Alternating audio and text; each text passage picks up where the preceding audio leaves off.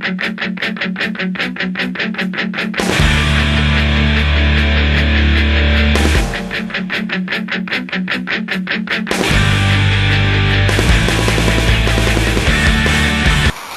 meu nome é Rodolfo Abrantes, eu sou missionário, tenho 36 anos de idade, natural de Brasília, DF, e fiquei conhecido no Brasil pelo meu trabalho com a banda Raimundos. Banda essa que começou no final da década de 80 e o primeiro CD foi gravado por volta de 93 ou 94. A banda ganhou projeção nacional pelo teor das canções, pela atitude irreverente, pela velocidade, pela linguagem do estilo de música usado, contemporâneo naquela geração. E em pouco tempo estávamos fazendo show no Brasil todo. Eu cheguei a gravar acho que 5 CDs com o Raimundos, até que no ano de 2000 a minha vida mudou. E foi impossível, simplesmente shows estavam negados, o que tinha acontecido, os CDs estavam vendendo bastante, a gente estava o tempo todo na mídia. E eu estava vivendo uma das fases mais infelizes da minha vida. Eu não conseguia entender isso, se tudo que eu tinha sonhado estava acontecendo, se tudo que eu queria realizar estava sendo realizado e muito bem sucedido aos olhos dos outros. Eu não entendia a raiz dessa infelicidade. Até que eu comecei a olhar para mim e eu vi que eu era uma pessoa frustrada e pior, eu não tinha esperança de vida. Meu corpo começou a mostrar sintomas de que eu estava doente e eu comecei a perder peso com muita facilidade, com muita velocidade, até que todas as pessoas que me conheciam reparavam nisso e me falavam como estava na cara de todo mundo essa perda de peso. Aliado a isso, eu descobri um caroço debaixo do braço que me deixou meio preocupado, porque por ser filho de médicos eu tinha uma certa familiaridade com sintomas de doença, tinha ouvido falar a respeito de doença a vida inteira, e eu sabia que aquele tipo de caroço debaixo do meu braço não era um bom sinal. Aquele caroço aumentou, se multiplicou e em questão de poucos meses eu estava com os dois braços, as duas axilas e a virilha tomada de caroços e doíam muito.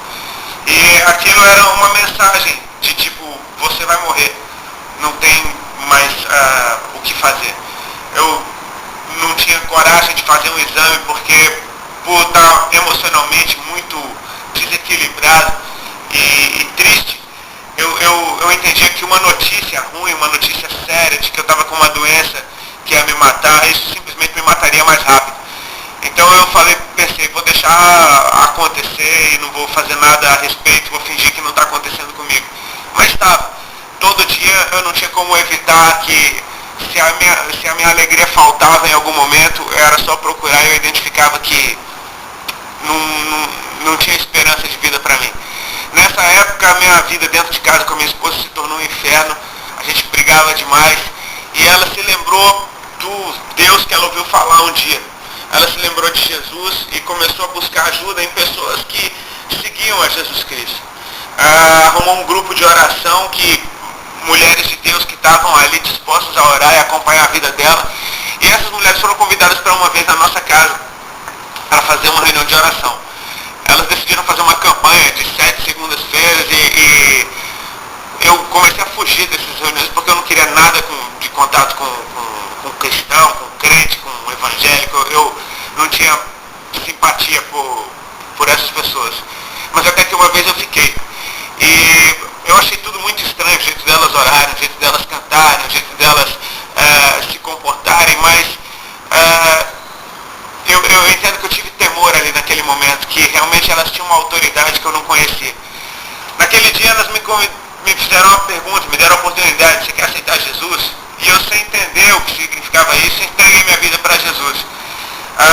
De imediato eu não vi diferença alguma em mim, mas passou-se uma semana, até que elas voltaram lá em casa, numa segunda-feira, e uma delas estava orando por mim, botou a mão na minha cabeça, a mão dela baixou até a minha barriga, ficou orando por mim com a mão na minha barriga, até que ela disse, irmão Rodolfo, o Senhor Jesus está te curando de um câncer no teu estômago, para você saber que Ele é Deus, que Ele te ama e que Ele tem uma obra para fazer em você. A partir desse dia as coisas começaram a mudar porque eu comecei a entender que Jesus me amava de verdade. Eu não entendia porque eu não era merecedor de um milagre, eu não era merecedor de um afago de Deus, eu não era merecedor de um olhar de misericórdia. Na minha cabeça eu tinha consciência do meu pecado e consciência de que eu era uma pessoa condenável. Mas naquele dia a dor de estômago que eu tinha mais de 2 anos passou. Em 3 dias todos os caroços que eu tinha mais de 9 meses desapareceram. E a partir daqueles dias eu comecei a engordar. Em questão de 2 ou 3 meses eu engordei 19 quilos. Eu não precisava de um exame para saber que eu estava doente e também não precisava de um exame para saber que eu estava curado. Eu simplesmente criei, me entreguei e hoje eu estou aqui. 8 anos depois, hoje eu sou missionário, eu e minha esposa entregamos a nossa vida e nosso tempo integral a Jesus e vivemos por essa causa, vivemos para espalhar o nome dele, para exaltar o nome dele.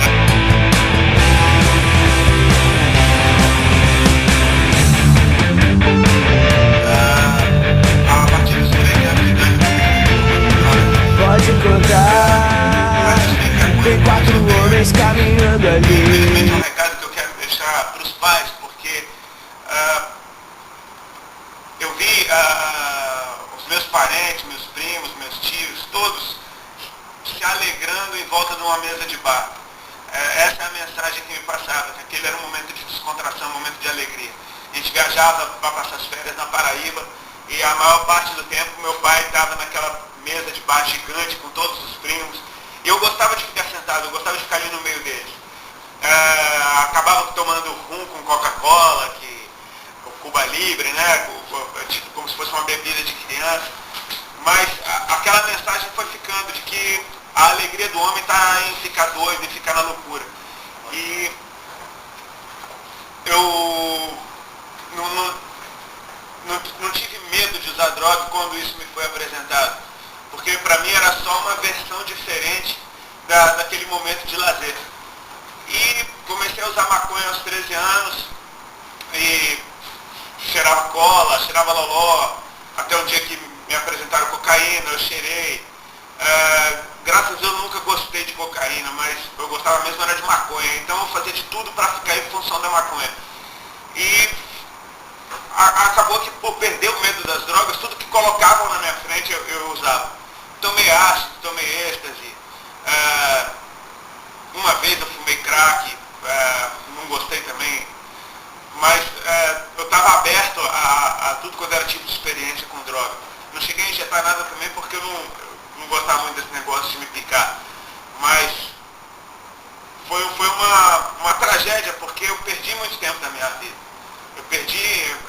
Tem épocas que eu simplesmente não lembro. Tem épocas que às vezes eu encontro pessoas, eu não consigo lembrar do rosto nem do nome. Eles me contam uma história que a gente passou junto, uma situação, e eu não consigo lembrar de nada.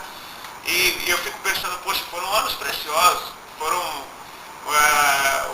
o auge da minha juventude, e foi uma época que eu simplesmente perdi, inerte, estando de corpo presente nos lugares, e a situação de ter me tornado um cantor de uma banda famosa que cantava essa loucura e que vendia por ser uma banda louca, acabou piorando, porque de certa forma eu era patrocinado para ser aquela coisa louca. Tipo, quanto mais louco eu fosse, mais dinheiro eu ganhava. Quanto mais louco eu fosse, mais eu influenciava. E é uma coisa maquiada, porque você pensa, eu não estou matando ninguém, não estou roubando ninguém, esse dinheiro é honesto. Mas se eu for entender que o microfone é uma arma, eu era um assassino. Eu influenciava muito mal a geração que estava me ouvindo, eu influenciava muito mal as pessoas que tinham naquele momento nos shows um momento de lazer. E não só isso, passavam o resto do dia ouvindo as músicas e sendo influenciado por aquela mensagem que não fazia mal nem para quem estava cantando, não fazia bem nem para quem estava cantando. Então assim, eu louvo a Deus por ter hoje tido a oportunidade de estar vivo, com saúde, para poder fazer o contrário.